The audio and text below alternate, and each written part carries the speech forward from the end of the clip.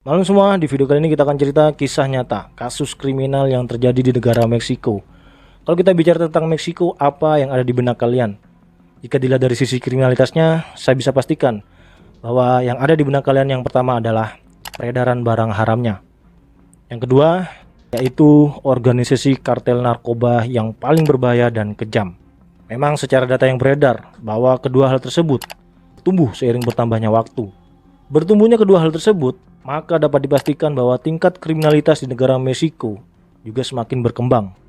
Contoh kecilnya saja yang terjadi beberapa waktu yang lalu, penangkapan seorang putra El Chapo, pimpinan kartel Sinaloa, yang berujung penyerangan oleh loyalis organisasi kartel Sinaloa terhadap pemerintah Meksiko. Sehingga pada waktu itu suasana kota Meksiko semakin mencekam, seakan-akan pemerintah itu lagi perang dengan kartel narkoba pada waktu itu. Contoh yang kedua sudah saya bahas di video saya sebelumnya, yaitu penembakan terhadap YouTuber terkenal di negara Meksiko yang dilakukan oleh kartel CGNG. Ceritanya juga sangat ngeri dan tidak manusiawi tentunya. Tapi di video kali ini kita tidak akan bahas tentang seseorang pimpinan kartel maupun peredaran narkobanya.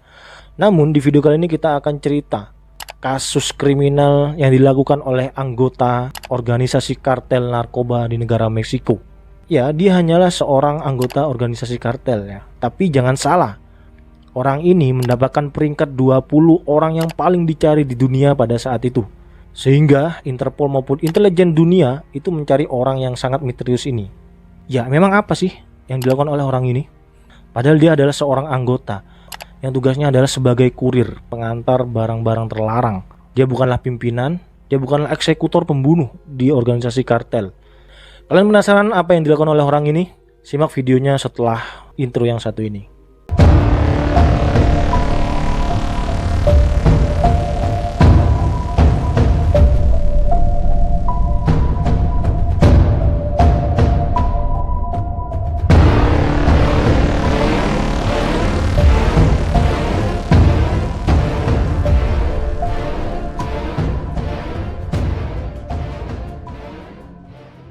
Ya, sebelum kita bahas orang yang paling dicari ini, alangkah baiknya kita akan ceritakan dulu kartel-kartel yang terkuat di negara Meksiko dan bagaimana sejarahnya. Ya, pada saat ini negara Meksiko dikuasai oleh dua kartel yang paling berbahaya dan paling kejam. Yang pertama adalah kartel Sinaloa, yang kedua adalah kartel CGNG. Nah, kartel Sinaloa ini dibentuk oleh El Chapo, yang kemudian El Chapo ini ditangkap, yang sekarang ini dipimpin oleh El Mayo beserta putra El Chapo yang baru kemarin ini ditangkap oleh pihak kepolisian Meksiko. Kartel di Sinaloa memiliki jejak kriminal yang sangat-sangat mengerikan. Tingkat kejahatannya jangan diragukan lagi. Yang kedua, kartel yang paling kejam dan menguasai Meksiko pada saat ini adalah CGNG yang dipimpin oleh El Mencho, yang kemarin saya bahas di video saya sebelumnya, bagaimana jejak kriminalnya dan tingkat kejahatannya di negara Meksiko. Kedua kartel ini sangat berbahaya. Dia tidak segan-segan menyerang pemerintah jika operasinya diganggu oleh siapapun, termasuk pemerintah. Tapi sebelum dua kartel ini terbentuk, kita kembali lagi ke sejarah bahwa di Meksiko dulu pada tahun 1978 ada sebuah kartel narkoba yang paling berkuasa dan paling ditakuti pada saat itu. Kartel tersebut bernama kartel Guadalajara. Kartel Guadalajara didirikan pada tahun 1978 yang dipimpin oleh Miguel Angel Felix. Dia dijuluki sebagai bos dari segala bos. Bahkan kartel Guadalajara ini bekerja sama dengan Pablo Escobar dalam peredaran narkobanya. Pantas saja main kartel ini adalah kartel terkuat di negara Meksiko, karena secara backingnya adalah Pablo Escobar. Kartel Guadalajara memiliki kekayaan yang sangat berlimpah. Bahkan bisnisnya di segala bidang kejahatan semua sangat berhasil. Sampai pada puncaknya pada tahun 1985 kartel Guadalajara ini mengalami kemunduran, diakibatkan penggerbekan oleh pasukan gabungan negara Meksiko yang menggerebek seluruh wilayah operasional dari kartel Guadalajara ini. Penggerbekan ini berhasil berkat penyamaran oleh intelijen negara Amerika Serikat yang bernama Enrique Kiki Camarena. Kiki pada waktu itu menyamar sebagai pembeli, lalu penyamarannya terbongkar oleh anggota kartel Guadalajara, yang kemudian Kiki harus kehilangan nyawanya di tangan organisasi kartel Guadalajara. Mendengar terbunuhnya Kiki, pemerintah Amerika Serikat sangat marah terhadap Meksiko dan mendesak pemerintah Meksiko harus membasmi seluruh anggota kartel Guadalajara dimanapun dia berada. Mendengar desakan tersebut, pemerintah Meksiko kembali membentuk pasukan gabungan untuk mengobrak-ngabrik seluruh wilayah dan membasmi kartel Guadalajara dimanapun dia berada. Sehingga dalam 4 tahun pemburuannya pada tahun 1989, akhirnya pimpinan kartel Guadalajara yang bernama Miguel Angel Felix ditangkap oleh pihak kepolisian lalu dijebloskan ke penjara. Penangkapan ini mengakibatkan kartel Guadalajara pecah dan seluruh anak buah dari Miguel ini berambisi untuk merebut kekuasaan di kartel Guadalajara. Namun tidak ada satupun anak didik dari Miguel Felix ini berkuasa di kartel Guadalajara, sehingga beberapa anak didik dari Miguel Felix ini membentuk kartel sendiri. Yang pertama yaitu adalah Arellano Felix bersaudara. Dia membentuk kartel yang bernama Tijuana. Wilayah operasionalnya meliputi seluruh wilayah negara Meksiko. Yang kedua, anak didik dari Miguel Felix ini yang bernama El Chapo mendirikan kartel sendiri yang bernama Sinaloa yang sampai saat ini masih berkuasa di negara Meksiko. Terbentuknya dua kartel ini membuat permusuhan antar kartel, sehingga pada waktu itu terjadi perang di kota Guadalajara. Kota Guadalajara yang sebelumnya sepi, sunyi, kondusif menjadi semakin mencekam akibat dari perangnya dua kartel ini. Pada tahun 90-an, kota Guadalajara menjadi kota jasad manusia terbanyak. Banyak jasad manusia terbuang begitu saja di sebuah jalan maupun di kolong jembatan. Ada juga jasadnya yang digantung di sebuah kolong jembatan.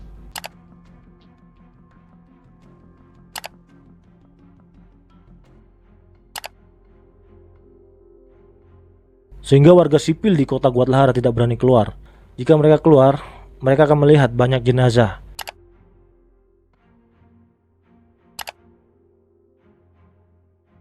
Beberapa tahun kemudian, kota Guadalajara ini sangat sepi. Warga sipil sudah tidak menemukan lagi mayat-mayat yang tergeletak di sebuah jalan maupun di sebuah kolong jembatan. Warga sipil juga mengira bahwa suasana kota sudah kondusif, tapi ternyata mereka salah, men. Dari data kepolisian dan pemerintah, orang hilang per tahunnya dari tahun 96 sampai tahun 2000 ada 30.000 orang yang hilang, entah itu kemana. Biasanya tidak ditemukan, ataupun data dari imigrasi atau perpindahan penduduk ke negara lain itu juga tidak ditemukan. Pemerintah Meksiko juga nggak bisa menjawab mana mereka sebenarnya. Ini sangat aneh. Pasti kalian penasaran bagaimana cerita selanjutnya. Kita akan ceritakan setelah kalian subscribe video ini, like, komen, dan share.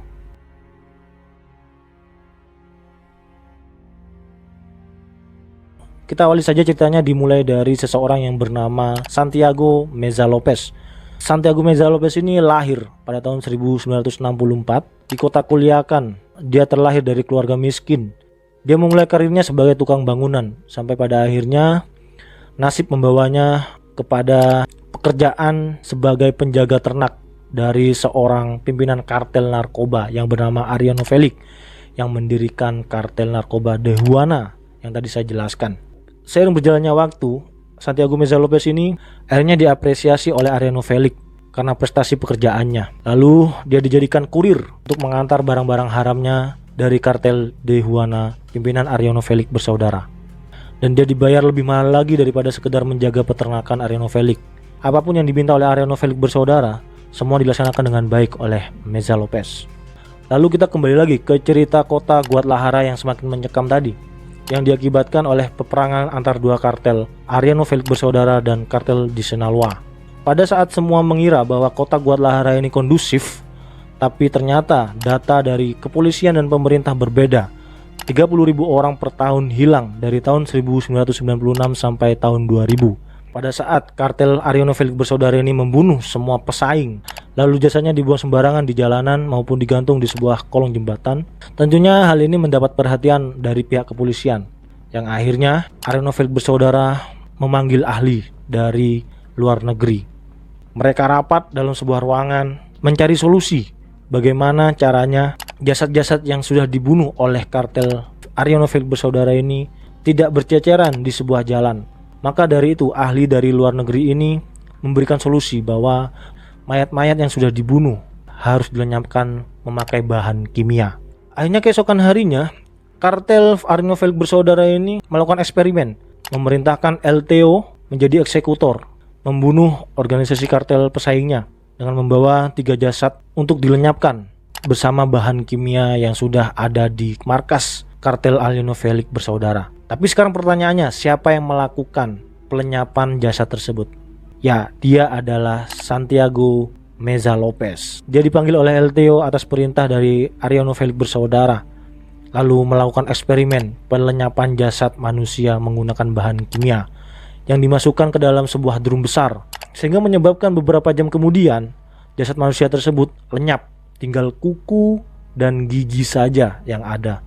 Melihat eksperimen tersebut, Ariano Felix bersaudara sangat bahagia. Begitulah caranya melenyapkan jasad manusia tanpa harus dibuang di jalanan maupun digantung di sebuah kolong jembatan. Dan keberhasilan eksperimen tersebut, Ariano Felix bersaudara tetap akan berperang dengan kartel Sinaloa, tapi dengan cara senyap, dengan menculik dan membunuh anggota kartel pesaingnya yaitu Sinaloa. Lalu jasadnya akan diserahkan kepada Santiago Meza Lopez untuk dilenyapkan memakai bahan kimia. Tercatat yang saya jelaskan tadi, pada tahun 1996 sampai pada tahun 2000, 30.000 orang per tahunnya lenyap, tidak ada jejak sedikit pun. Parah men, gila, ngeri banget. Uniknya dari cerita ini, pada suatu hari LTO berselisih paham dengan Ariano Felix bersaudara, sehingga LTO membelot ke kartel musuhnya yaitu di Sinaloa. Karena Santiago Meza Lopez ini merupakan anak buah langsung dari LTO, maka Santiago Meza Lopez ini ikut berbelok dan berpihak kepada kartel Sinaloa. Di kartel barunya inilah LTO bersama Santiago Meza Lopez melakukan aksinya kembali seperti yang dilakukan di kartel Ariano Felix bersaudara.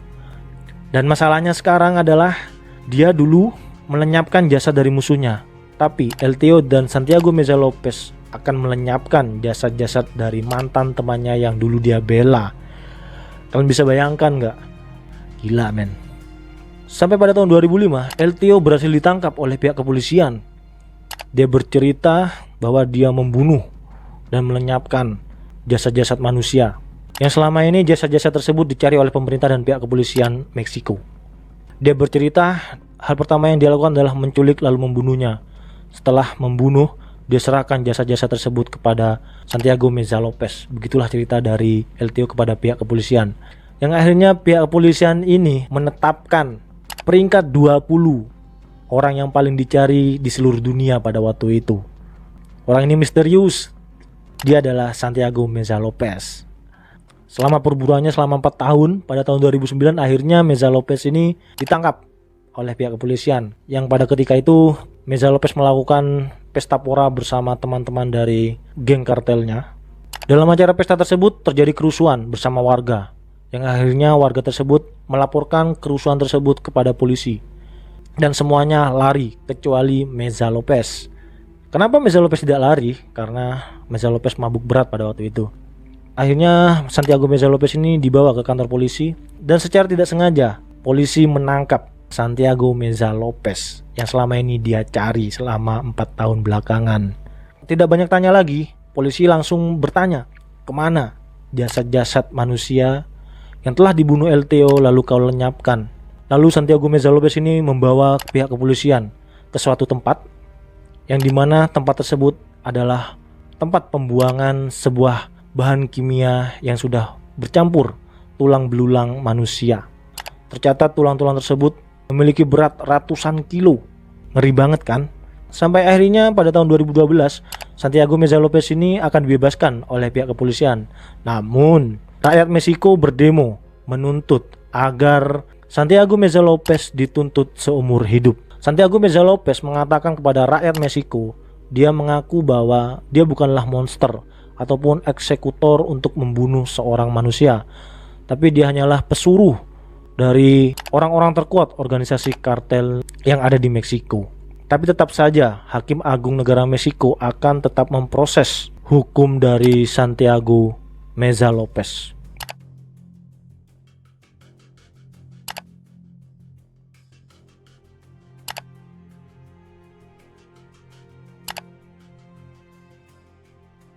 Ya, seperti itulah cerita kasus kriminal yang dilakukan oleh anggota kartel. Meskipun orang ini bukan orang terkenal, bukan pimpinan kartel, dia hanyalah sebuah anggota, tapi tugasnya sangat-sangat mengerikan men. Sampai ketemu di video selanjutnya. Assalamualaikum warahmatullahi wabarakatuh.